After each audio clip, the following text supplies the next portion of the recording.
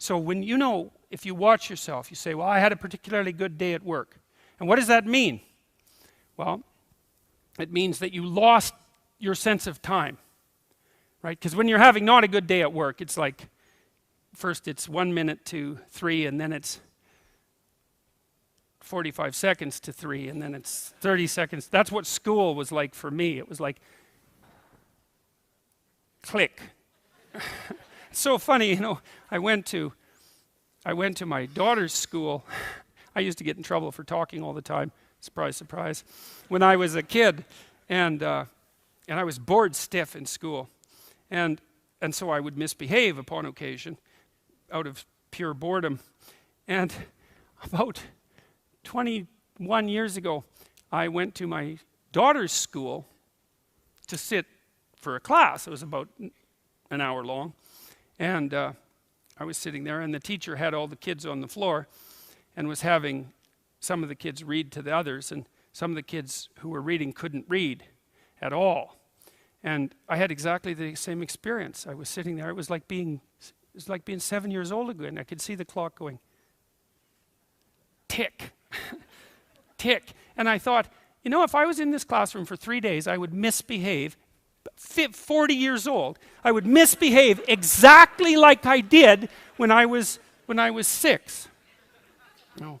Well, that's no place to be, right? Because you don't want to be in a place that's stultifying. You don't want to be in a place where there's no challenge. You might even quit your job if there's no challenge. Say, well, that's a good job. It gives you security. And you think, God, I can't stand this. It's eating away at my soul. It's all security and no challenge. So why do you want to challenge? Because that's what you're built for. That's what you're built for. You're built to take on a maximal load, right? Because that's what strengthens you, and you need to be strong because life is extraordinarily difficult, and because the evil king is always whittling away at the structure of the state, and you have to be awake and sharp to stop that from happening so that you don't become corrupt, and so that your family doesn't become corrupt, and so that your state doesn't have to become corrupt. You have to have your eyes open and your wits sharp and your words at the ready, and you have to be educated, and you have to know about your history, and you have to know how to think, and you have to know how to read, and you have to know how to speak, and you have to know how to aim, and you have to be willing to hoist the troubles of the world up on your shoulders. And what's so interesting about that, so remarkable, and this is something that's really manifested itself to me as I've been doing these public lectures. I've been talking about responsibility to people, which doesn't seem to happen very often anymore. And the audiences are dead quiet. And I lay out this idea that life is tragedy tainted by malevolence. And everyone says, yeah, well, we always suspected that, but no one has ever said it quite so bluntly. And it's quite a relief to hear that I'm not the only person who has those suspicions. And then the second part of that is the better part, and it's the optimistic part, which is, despite the fact that life is a tragedy tainted by malevolence, at every level of existence, there's something about the human spirit that can thrive under precisely those conditions if we allow that to occur. Because as difficult as life is, and as horrible as we are, our capacity to deal with that catastrophe and to transcend that malevolent spirit is more powerful than that reality itself.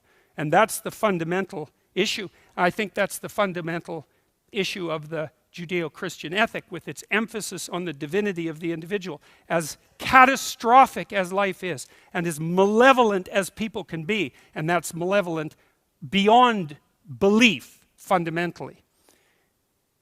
A person has in spirit the nobility to set that right and to defeat evil.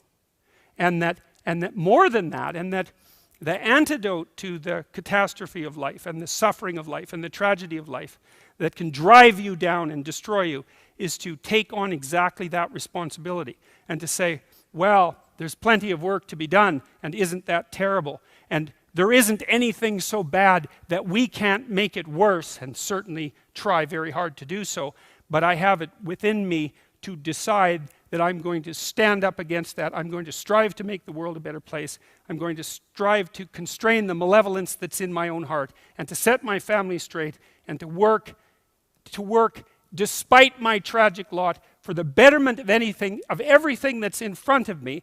And the consequence of that, the immediate consequence of that, is that when you make the decision to take on all of that voluntarily, which is to stand up straight, by the way, with your shoulders back, to take on that, all that on voluntarily. As soon as you make that decision, then all the catastrophe justifies itself in the nobility of your striving. And that's what it means to be an individual. Thank you.